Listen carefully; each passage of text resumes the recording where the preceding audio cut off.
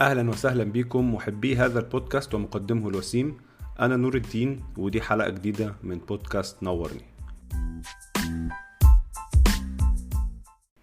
بعتذر عن الغيبة الطويلة، ولكن اللي متابعني يعني عارف ان انا بحاول ابتدي بيزنس جديد دلوقتي، فعشان كده مسحول شوية في الموضوع. فتحت شركة جديدة بتاعت AI and Automation اسمها Scale by AI، بس ده مش موضوعنا، ممكن اتكلم عنها شوية تاني في اخر الحلقة. فبعتذر لكم ان ده اخدني منكم يا اصدقائي محبي هذا البودكاست. بس رجعت لكم النهاردة بحلقة جديدة عن توبيك ناس كتير طلبته مني قبل كده، وهو توبيك العادات. ازاي نكون عادة جديدة او نكسر عادة قديمة عاوزين نكسرها. فهو توبيك مهم جدا في عالم البرودكتيفيتي، وهتكلم فيه بطريقة مختلفة شوية عن المعتاد في كتب البرودكتيفيتي والهابتس، لان ببساطة الكتب دي موجودة ومتوفرة. كتب مشهورة زي The Power of Habit او Atomic Habits لجيمس كلير وتشارلز دوهيج، او The Tiny Habits او دكتور دوهيج موديل اوف behavioral habits. في كتب كتير تحفة، وهرشح لكم شوية منهم في اخر الحلقة. ولكن انا قررت ان الحلقة دي تبقى خليط من بعض البيهيفيرال سايكولوجي وخبرتي الشخصية كشخص طول الوقت بيحاول يبني عادات صحية جديدة، وبيحاول يبطل عادات مهببة ب60 نيلة، وبينجح في حاجات وبيفشل في حاجات. ولكن خلال الرحلة الطويلة دي اتعلمت شوية خدع وتركات، جزء منها مبني على العلم وجزء منها مبني على الفهلوة وشخصيتي كإنسان، فهشارككم فيها. جاهزين؟ يلا بينا. أهلا بيكم تاني في الجزء الأول من حلقة إزاي نبني عادة جديدة بسهولة. مش بسهولة قوي يعني، بس بسهولة compared بالطرق اللي قبل كده. على غير العادة، السكشن ده هيكون فيه الزتونة، وبعد كده هناخد الزتونة ونفصصها مع بعض. طب إيه الزتونة؟ هقول لكم دلوقتي، أنا عايزكم تركزوا معايا كويس. مجموعة معلومات، مجموعة statements عن العقل البشري والإنسان، وهقعد طول الحلقة أعيد وأزيد فيهم وأنا بشرح حاجات أو أفكار مختلفة تعتبر تطبيق للأفكار دي، وهي الدرايفز أو الأفكار المحركة اللي لو فهمناها كويس واستوعبناها كويس، تحويل أو تغيير أو التعامل مع عاداتنا والهابتس بتاعتنا هيبقى أسهل بمراحل. أول معلومة محتاج تعرفها هي إن الإنسان 80% هابتس. 80% من تصرفاتك اليومية بتحصل بشكل أوتوماتيك، وبتحصل بشكل اعتيادي. زي مثلا لما بتيجي تربط الكوتش بتاعك، انت بتربط رجلك اليمين الأول ولا الشمال؟ ما تعرفش. لو قلت لك انت بتربط يمين الاول ولا الشمال، هتقعد شويه كده تفكر وبعدين تقول اليمين مثلا او الشمال. اختيارك لليمين او الشمال عباره عن عاده محضه، ملهاش اي هدف او سبب محدد غير ان انت اتعودت تعمل بالطريقه دي. اما بتقفل قميصك، ليه بتقفله من فوق لتحت مش من تحت لفوق؟ برضو مفيش اي سبب، هي مجرد عاده. طيب ايه هي بقى المعلومات اللي لو فهمناها هنفهم كويس البني ادمين بيكونوا عاداتهم ازاي؟ معلومة رقم 1: الإنسان عايز يأفويد الألم أو يتجنب الألم أكتر ما هو يرغب في البليجر أو في المتعة. تاني، الإنسان يحاول تجنب الألم أكتر مما يحاول إنه يسعى نحو السعادة أو الانبساط أو البليجر عامة. ودي معلومة مهمة جدا جدا جدا، هتساعدنا نفهم الإنسان بشكل عام. المعلومة التانية: الإنسان بيولوجيا مجهز أو متركب بشكل، خاصة العقل أو البرين يعني المخ، إنه يتند تو كونسيرف انرجي. عايز طول الوقت يوفر طاقته، عايز يبقى كسول، مش عايز يبذل أي مجهود، عايز يوفر الطاقة لأي ظروف في المستقبل. تاني، العقل البشري أو المخ البشري عايز يحفظ طاقته وما يشغلش مخه as much as possible، على قد ما يقدر. عشان كده اصلا عندنا عادات، لان العادات دي هي محاولة العقل او محاولة المخ انه يكون اوتوميشن يسمح له ما ياخدش قرارات. فانا لو انت كل مره تقفل فيها قميصك محتاج تاخد قرار هتقفل القميص من فوق لتحت ولا من تحت لفوق، وكل مره هتربط الكوتشي بتاعك محتاج تفكر هتعمل اليمين ولا الشمال وتاخد قرار، مخك هيبقى شغال 24 ساعه، وده مخك مش عايزه. مخك عايز يكونسيرف الطاقه بتاعته، فبيخلي الحاجات دي تتحول لمجموعه عمليات اوتوماتيكيه بقدر ما يستطيع علشان يوفر طاقته للحاجات اللي محتاجه طاقته. وفي نفس الوقت احنا ليه عندنا اصلا بروكراستينيشن، او ليه عندنا ساعات ما نسميه احنا بالتسويف او عدم الرغبه في فعل الاشياء، او الرغبه في الراحه. اولا زي ما قلت لك، لان الانسان البني ادمين احنا بشكل عام مش عاوزين نبذل طاقه، جسمنا مش عايز يبذل طاقه، فبيدي دايما اشارات يقول لنا ما تبذلوش طاقه. والحاجه التانية هي ان انت الشغل شيء مرهق فهو او متعب، او ممكن يسبب لك قدر من الالم. انك تروح الجيم شيء مؤلم لو انت شخص يعني مش متعود تروح الجيم مثلا، فانت عايز تتجنب الالم بتاع مروح الجيم، حتى لو انت مدرك جواك مثلا ان مروح الجيم ده هيخليك شكلك حلو وقوي وجان وتحصل على البنت اللي انت كنت معجب بيها، او على الجانب الاخر نفس الكلام بس بالعكس يعني. فرغم ادراكك مثلا لان في عادات معينه صحيه، ان انت تبطل سجاير مثلا، تبطيل السجاير انت مدرك كويس انه احسن ليك واحسن لصحتك، وهيقلل احتمالات ان يجيلك لا قدر الله سرطان في المستقبل. ولكن الم تبطيل السجاير دلوقتي اللي هو الرغبه في النيكوتين اقوى، عشان لان احنا زي ما قلنا عايزين نتجنب الالم اهم من الحصول على البليجر. فدول معلومتين، هما المعلومتين الرئيسيتين او الدرايفز الرئيسيه اللي بتحرك الانسان. المعرفه التانية اللي انا عايز ازودها لك وهي البيز، يعني انا بالنسبه لي السكشن ده هو اهم سكشن في الحلقه كلها، وهو مبدا المارجنال كوست والمارجنال بينيفيت. ايه المارجنال كوست والمارجنال بينيفيت ده؟ لو بصيت على كل كتب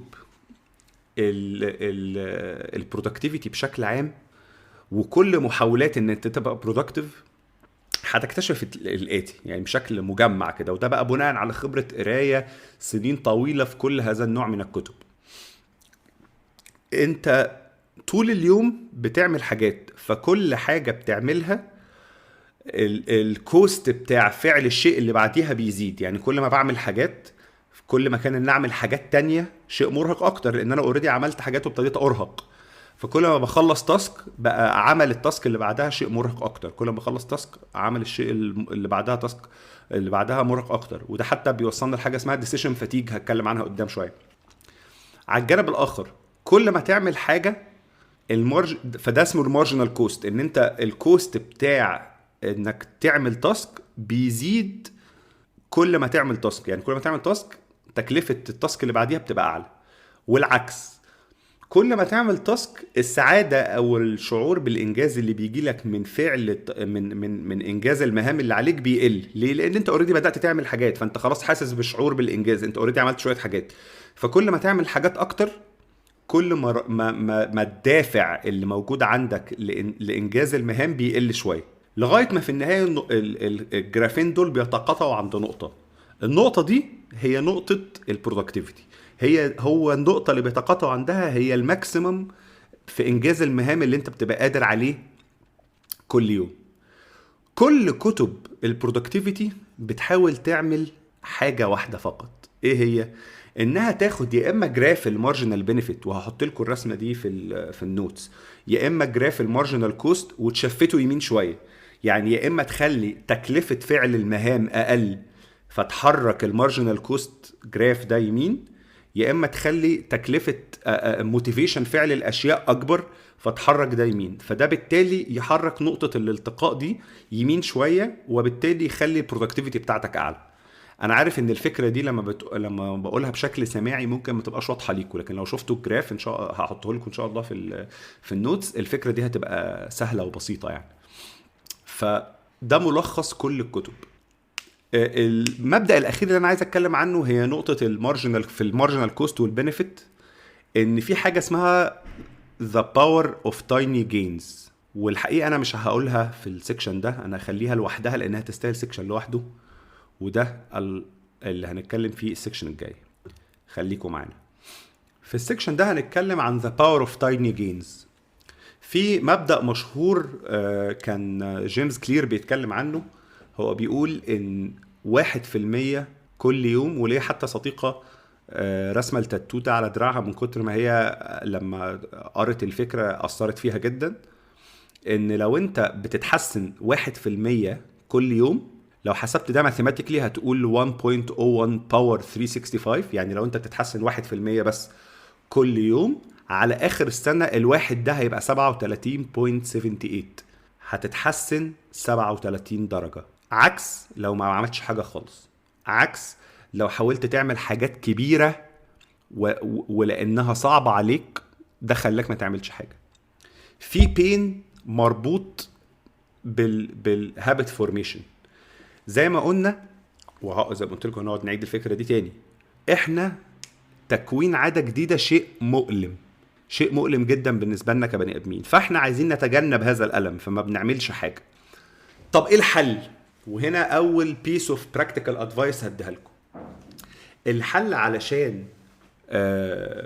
تكون عادة جديدة وتتجنب المشكلة بتاعة ان انت عايز تأفويد البين، هي انك تعمل ما يسمى بالتايني هابتس او الاتوميك هابتس على رأي الكتاب بتاع جيمس كلير المهم جدا. قبل ما اقول المعلومة دي هقول لكم سريعا هي الهابت بتتكون من ايه. انا تجاهلت الجزء دوت بصراحة علشان يعني لو عملت سيرش على النت هتلاقي كل يعني انا بحاول اقول لكم البيانات اللي مش موجوده في الكتب المشهوره والحاجات واي فيديو مرتبط ببرودكتيفيتي على النت، بس برضو خلينا عشان ابقى كومبريهنسيف نقول البيزكس. الهابت بتتكون من 3 حاجات: كيو وهابت وريورد. ايه الثلاثه دول؟ الكيو او المحرك، حاجه معينه لما بتحصل مخنا بيتزق في اتجاه تنفيذ عاده معينه، والعاده دي بعد ما ننفذها بناخد ريورد معين او مكافأة معينة. تعالوا ناخد اشهر العادات السيئة الا وهي التدخين. اغلب المدخنين هيقولك ان هو بيدخن مثلا عنده تريجر او حاجة معينة بتتريجر انه يدخن. هتكون الحاجة دي ايه؟ القهوة مثلا، ان هو متعود يشرب سيجارة مع القهوة، فهنا التريجر كان ايفنت انه بيشرب قهوة، فحصل له تريجرنج او يعني مخه بقى اتعود مع الوقت ان قهوة ايكوال هشرب سيجارة. السيجارة دي فيها نيكوتين، النيكوتين ده بيشعره بشعور معين ايا كان بيختلف من شخص للتاني، فعادة شرب السجاير بقت شيء اوتوماتيك بيحصل مع كل فنجان قهوة. والريورد هو شعوره تنفيذ العادة هو انه يشرب السيجارة، والريورد هو شعوره مثلا بان الاسترس اقل او بالانبساط اكتر او whatever كان الحاجة اللي هو بيكسبها من شرب السجاير. هنتكلم تاني على السجاير برضو تاني، يعني خليني اخد اكزامبل السجاير ده، او بلاش خلينا ناخد اكزامبل الجيم. الناس المنتظمة، لو تعرف حد من صحابك منتظم بيروح الجيم بشكل يعني كأنه بيصلي، اللي هو كل يوم بيروح الجيم، فانت عارف هتلاقيه دايما عنده مفاتيح لمروح الجيم. يعني هو بيروح الجيم كل يوم الصبح مثلا، يعني او يومين او يوم ويوم او 3 مرات في الاسبوع، بس المهم يعني ليه طقس معين في مروح الجيم. يا اما بيروح الجيم دايما بعد الشغل، يا اما بيروح الجيم دايما الصبح، يا اما بيروح الجيم دايما بالليل قبل ما ينام. المهم يعني ان في توقيت معين في اليوم، فهو دايما في تريجر ما. التريجر ده ممكن يبقى توقيت، ممكن يبقى عادة اخرى، ممكن يبقى فكرة معينة، ممكن يبقى شعور. ممكن انت كل ما تحس انك متضايق بتروح الجيم، ساعتها طبعا هنبات في الجيم، يعني دي تبقى فكرة هايلة. المهم فدي دورة الهابتس. الهابت بتشتغل كده، وعلشان انت تعدل في اي هابت محتاج تلعب في ال3 حاجات دول بشكل او باخر. طيب اول براكتيكال ادفايس هديها لك هي كسر العادة لاصغر شكل ممكن يخليك ما تقدرش تقول لنفسك ان الموضوع صعب. فانا هديكوا يعني على مدار الحلقة مثال مهم جدا، وانا بشوفه يعني اي حد يعرفني عارف ان انا حد اوفر ويت شويه، مانيش يعني شخص رياضي، مع ان انا بلعب رياضه كتير، بس انا مش شخص رياضي بشكل عام. ولكن كان دايما انا بكره الجيم، ما بحبش اروح الجيم خالص. ولكن اكتشفت مؤخرا بعد ما حصل لي حادثه ورجلي اتكسرت وكان عندي مشاكل في ظهري وفي رقبتي، انه جزء كبير من مشاكلي الصحيه مرتبط بان عضلاتي ضعيفه، وادركت انه انا محتاج اروح الجيم، ولازم ابتدي اتمرن بشكل منتظم علشان عضلاتي تبقى اقوى، علشان مشاكلي الصحيه دي تقل. فانا كنت محتاج ان انا لازم اروح الجيم، خلاص الموضوع ما فيهوش كلام. ولكن تقيل على قلبي، انا بكرهه يعني لغايه دلوقتي، انا بعد ما بقيت شخص منتظم في الجيم ستيل بكرهه. طيب، فانا هاخدكم خلال البراكتيكال ادفايس كلها عن كل التريكات اللي انا استخدمتها عشان اقنع نفسي اروح الجيم وابقى منتظم، لدرجه اني بدات من صفر خالص، سنين عمري ما دخلت جيم، لواحد بيروح الجيم من 3 ل 4 مرات في الاسبوع. اول حاجه عملتها هي نقطه التكسير، ازاله العوائق. اول حاجه لازم انت تزيل العوائق الممكنه قصادك باي شكل. كل ما كان انك تعمل الهابت شيء صعب، كل ما كنت مش هتعملها. فاول حاجه عملتها ايه؟ جبت برنامج من على النت وقلت ده اللي همشي عليه عشان ما اشتغلش نفسي واقعد اقول انا مش عارف هروح اعمل ايه. رحت اشتركت، طبعا ده اهم حاجه يعني، الاول تشترك في جيم اساسا. ودورت على جيم يكون قريب من البيت عشان ما اتحججش بالمشوار. رحت جبت هدوم مناسبه للجيم علشان ما اقعدش اقول لا اصل انا ما عنديش حاجه اروح بيها الجيم. فدي شويه حاجات كده بدائيه، اكيد اي حد فينا قرر انه يشترك في جيم عملها يعني. ولكن الحاجه الاهم هي ان انا قلت لنفسي، في الاول كنت بقول انا عايز اعمل حاجه واحده فقط، انا عايز اروح الجيم. ده كل هدفي من تنفيذ هذه العاده. مش مهم اتمرن ايه، مش مهم اتمرن ازاي، مش مهم اقعد قد ايه في الجيم، ان شاء الله اروح اطلع فوق وامشي تاني. انا هدفي اول شهر فقط هي ان اروح الجيم. ده كان اصغر وحده من العاده انا قادر على فعلها في هذه اللحظه، هي اني اجبر نفسي بس اروح الجيم. فكنت حتى لما بيجي وقت احس ان انا مرهق او تعبان او بقول لا فاكس انا مش قادر اتمرن النهارده، بقول مش مهم، هروح الجيم واخد دش هناك واروح، مش هعمل حاجه، مش هتمرن. وقعدت شهر، يعني الحقيقه الموضوع ده اخد مني شهرين على ما بدات احس ان انا بعد ما بروح، يعني في ايام كنت بروح اقعد اتمرن، وكنت بتمرن كده بالحب اي هبل ومش مركز، يعني مش مهم، انا مش فارق معايا انا بتمرن ازاي ولا بتمرن ايه، انا كل المهم عندي اني بحقق الهدف اللي هو مروح الجيم. طيب، اول تريك استخدمتها علشان طبعا مش لازم انت بالنسبه لك يبقى، لو افترضنا ان احنا هنتكلم عن نفس العاده بتاعت الجيم، تكون اصغر وحده هي مروح الجيم. على فكره ممكن تنزل اصغر من كده، ممكن تبقى الموضوع ببساطه، وانا ما بهرجش، انا عارف ان ده هيبدو بالنسبه لكم شيء اهبل، ولكن اشتروا مني ده مش شيء عبيط، ولو عملتوه انا اوعدك ان الموضوع هينتهي بانك عادي توصل انك تروح الجيم 4 مرات في الاسبوع. ان يبقى اصغر حاجه قادر تقنع نفسك بيها دلوقتي هي انك تلبس الكوتشي وتلبس لبس التمرين وتنزل. بس تنزل تتمشى دقيقتين وترجع، ما تروحش الجيم، انزل بس لغايه العربيه وارجع. ده اللي انت قادر تعمله دلوقتي، ماشي، ابتدي كده واعمل دوت 3 أو 4 مرات في الاسبوع في وقت محدد. لو هو ده اصغر حاجه قادر تعملها دلوقتي، بعد ودي نفسك اسبوعين 3 شهر، وبعد كده جرب تزود انك تركب بقى العربيه وتروح الجيم فعلا، وركز انك تروح الجيم، مش مهم تعمل اي حاجه تانية. فاصغر وحده مش شرط تكون حاجه كبيره. لو انت بتقول انا عايز اعمل 100 عدة ضغط في اليوم، ابدأ بواحدة، مش عيب والله، ما عيب، مش غلط خالص. ابدأ بانك تلبس لبس معين وتعمل عدة او عدتين ضغط كل يوم، لغاية ما يبقى الموضوع ده سهل تماما، ويبقى بالنسبة لك قادر تعمل خطوة كمان. وخد الخطوات بالتدريج، بص دايما للمستقبل، انت عايز تبقى شخص بيروح الجيم بشكل منتظم، فمش مهم ده هياخد وقت قد ايه على ما توصل لتحقيق العادة. طيب، اول خدعة استخدمتها مع نفسي علشان اقنع نفسي بان انا اروح الجيم 3 مرات في الاسبوع حتى لو مش هتمرن، هي حاجة اسمها ذا ساينفيلد ميثود او ذا تشين ميثود. دي عبارة عن ايه؟ دي فكرة رايقة جدا، وانتوا برضو تاني هتحسوا ان هي فكرة عبيطة عادي مش هتفرق معايا، لكن صدقني اشتري مني وجرب تنفذها وهتشوف. ايه الفكرة دي؟ الفكرة دي الراجل ده جاب عنده كان بيعمل ايه، بيجيب بورد كبيرة يلزقها على الحيطة وفيها مربعات على قد الشهر، يعني عبارة عن كأنها اعتبروها كالندر، يعني كالندر فيها مربعات.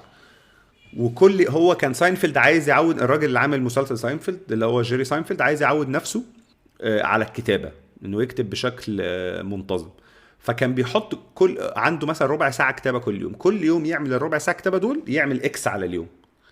فالهدف من ده انه يبتدي يخلق التشين، سلسله، انت هتشوف مجموعه اكسات ورا بعض، وعندك قانون واحد، ما تكسرش السلسله، او ده الرول اللي انت بتحاول تقوله لنفسك، ما تكسرش السلسله. تمام. فكانت الفكره ان انا جبت برضو، انا عندي دايما في البيت وايت بوردز لان انا شخص فيجوال ثينكر، فبحب اقعد اكتب على الحيطه. فجايب فيه، هتلاقيه في سمير وعلي بورد بيضه كده بتتلزق على الحيطه، تقدر تكتب عليها وتمسح عليها كانها سبوره. وقمت راسم الكالندر بتاعت الشهر لمده 5 اسابيع قدام، وحاطط 3 مربعات لكل اسبوع عشان دول ال3 مرات اللي هروحهم في الاسبوع. وكل مره اروح الجيم احط اكس عشان ابتدي اكون السلسله. وصدقني مخنا بيشتغل كده. فكرة ان انت ما تحطش الاكس شيء مؤلم، فكرة كسر التشين بعد ما تكونها 3-4 فكرة مؤلمة بالنسبة لمخك. فانت هتبقى عايز تكمل التشين عشان تافويد البين بتاع انك تكسر السلسلة. خليني اقول لكم بقى على تويستاية انا عملتها في ساينفيلد ميثود، وبسميها ساينفيلد ميثود المعدلة فيرجن نور الدين. يوم الجيم بحط اكس من قبل ما اروح الجيم.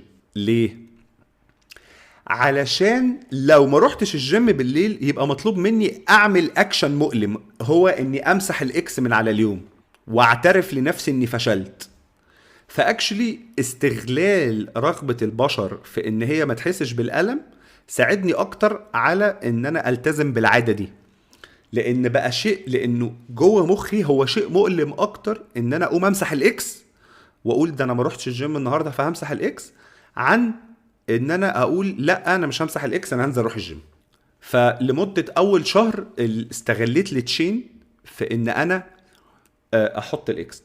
تاني قانون، لان كالعاده مفيش يعني القوانين دي في النهايه ما هياش يعني قوانين الهيه، فانت ممكن تحط يعني تهونها على نفسك. فانا حطيت لنفسي قانون تاني، الا وهو ان التشين ما تعتبرش اتكسرت لو في يوم واحد فاضي.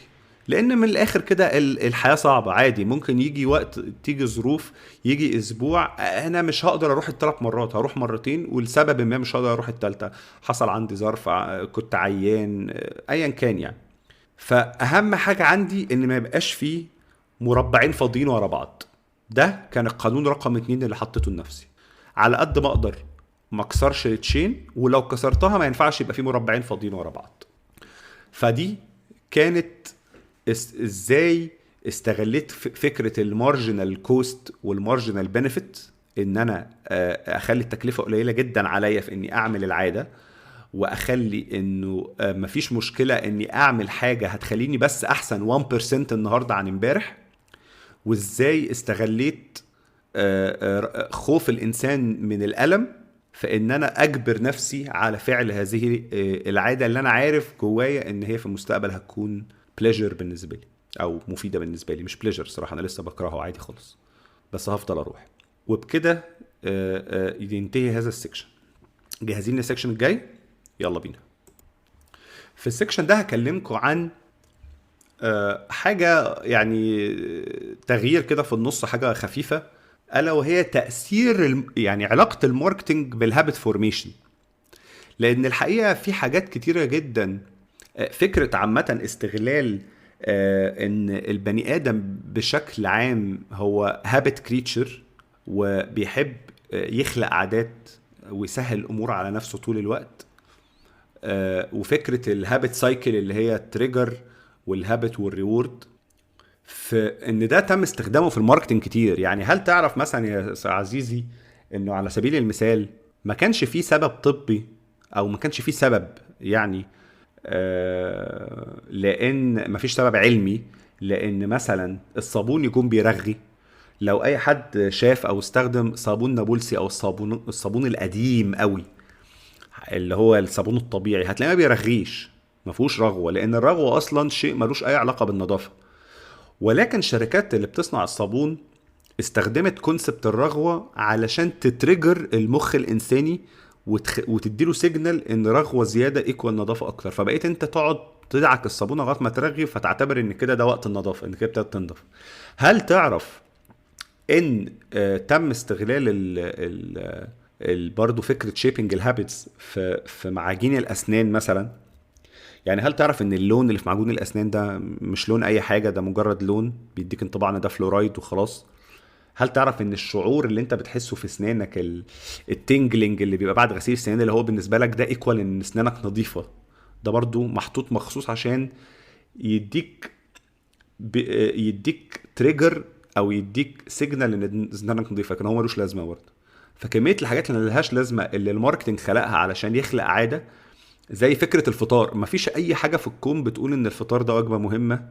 يعني الموضوع ما بدأش لأسباب طبية، هو بدأ شركات السيريال والكورن فليكس عشان تبيع، باعت فكرة فطار الأبطال وإن الفطار أهم وجبة في اليوم علشان تبيع لنا سيريال فقط لا غير، مش أكتر من كده. فدي مجرد يعني حتة صغيرة كده في هذا السكشن حبيت أقولها لكم. كونسبت تاني مهم قوي في خلق العادات، ألا وهو كونسبت الفيجواليزيشن والايدنتيتي. ايه الفيجواليزيشن والايدنتيتي؟ هي فكرة يعني تبدو خيالية شوية، ولكن لو فكرتوا فيها هتفهموا هي جاية منين. فكرة انك تبتدي تقول لنفسك انا الشخص اللي بيعمل العادة دي. يعني ايه؟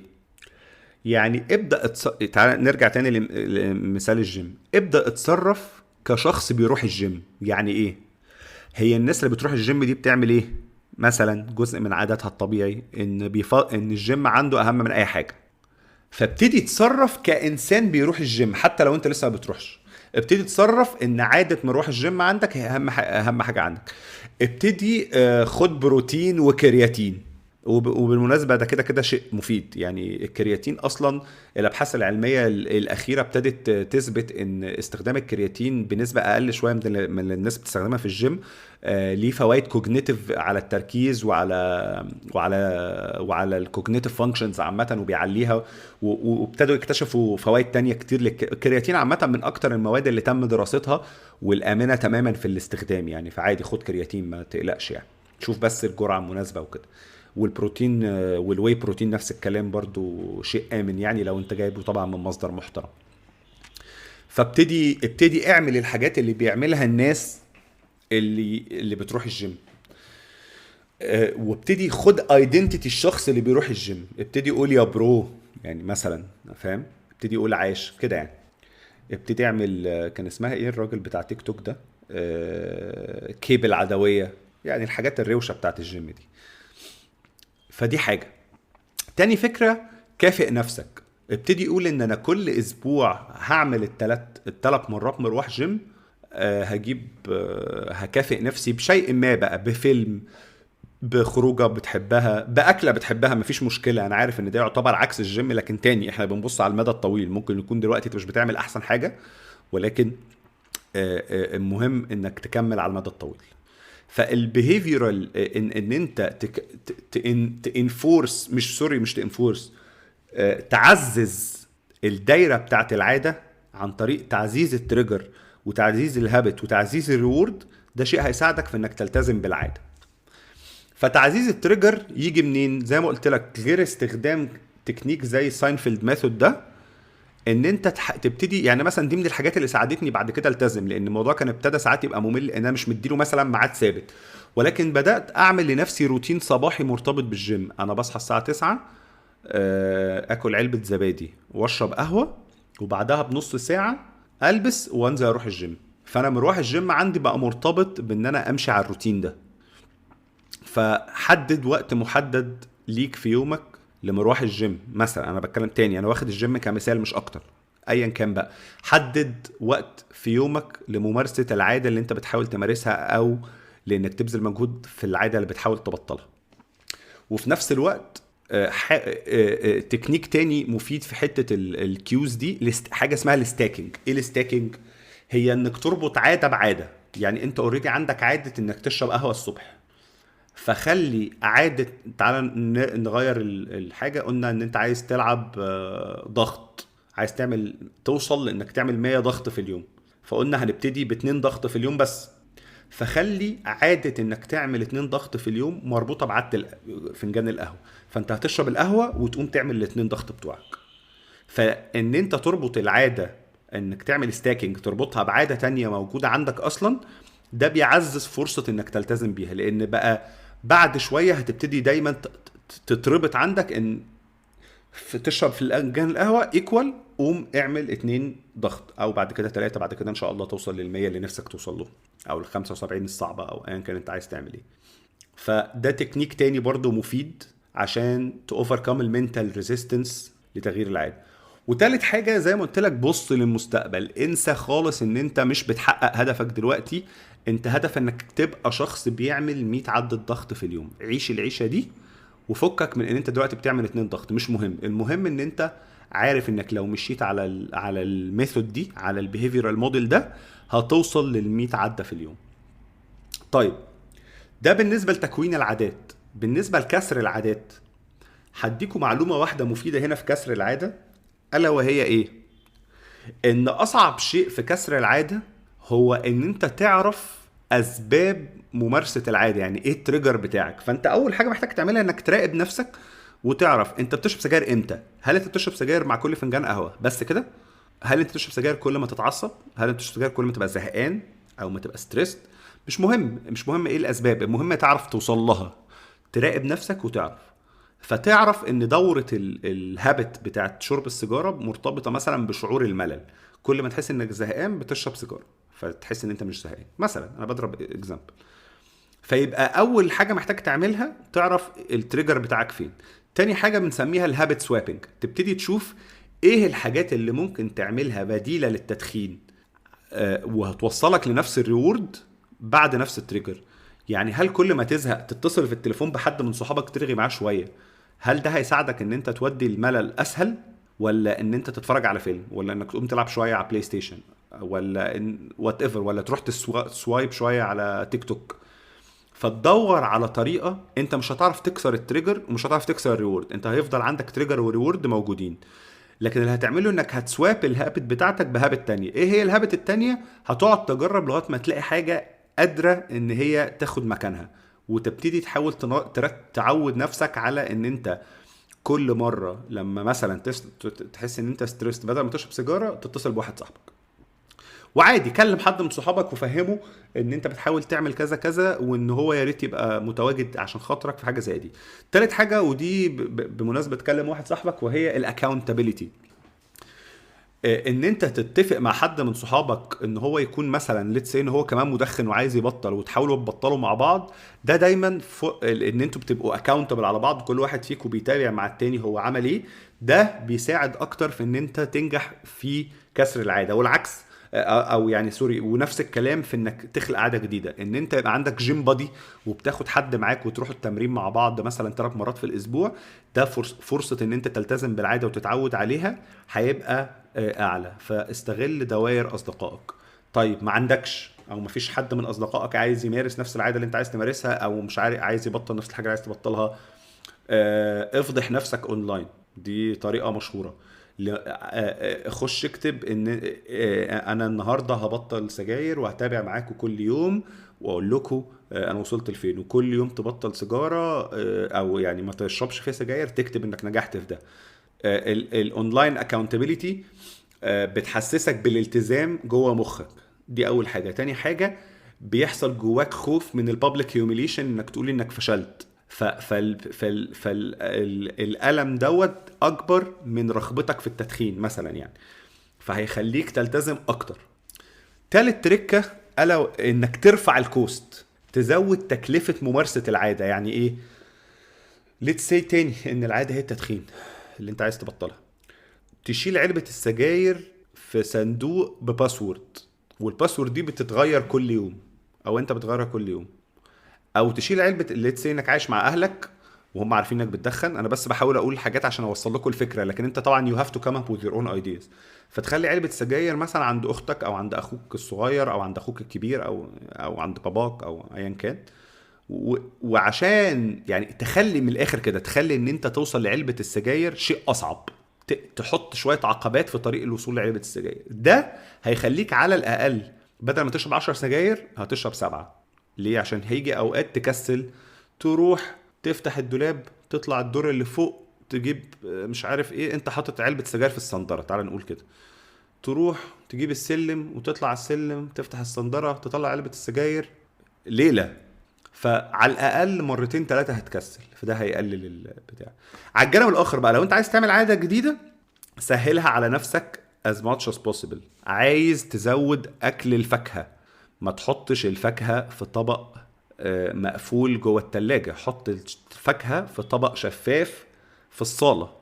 فده هيخلي عينك تشوف الفاكهة اكتر، هيخلي وصولك للفاكهة اسهل، فده من غير ما تبذل مجهود زيادة هيزود فرص انك تاكل فاكهة. فتاني نرجع للقواعد الرئيسية، قلنا ان الواحد بيتجنب الألم اكتر ما بيرغب في البليجر. فانت كل ما بتقلل الكوست بتاع الحاجة وبتقلل وبتزود الألم بتاع عدم ممارستها، كل ما فرصتك في ممارستها اعلى.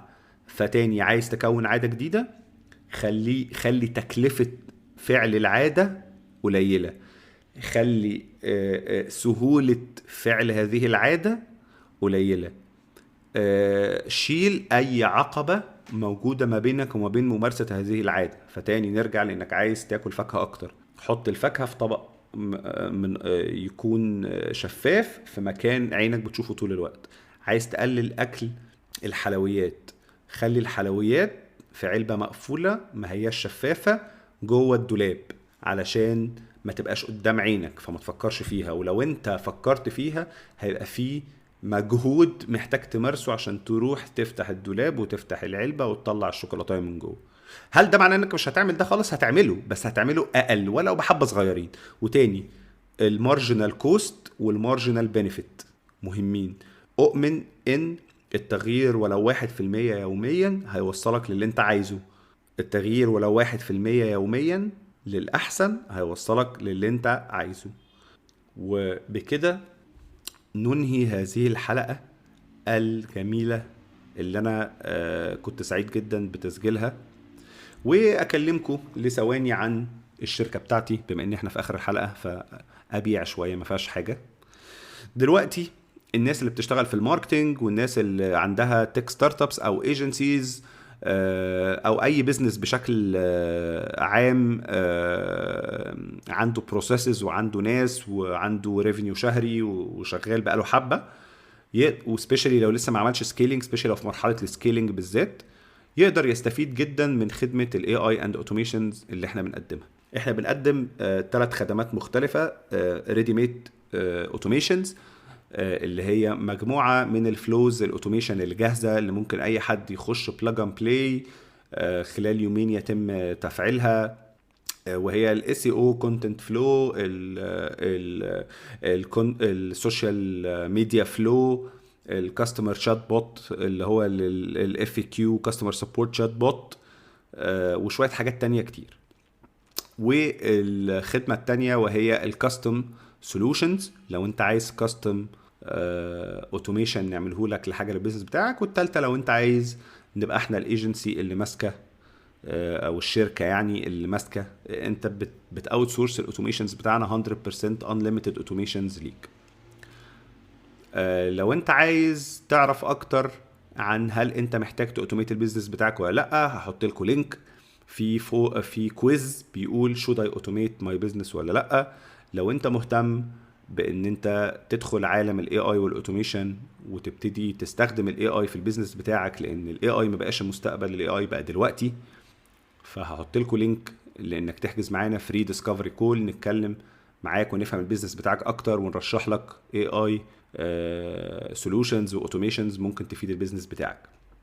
اتمنى الحلقه الجايه ما تاخرش، وهحاول ان انا ابقى يعني ملتزم اكتر من كده، واشكركم على ان انتوا استحملتوني الفتره اللي فاتت. اتمنى الحلقه تكون عجبتكم، واتمنى زي كل مره اكون نورتكم.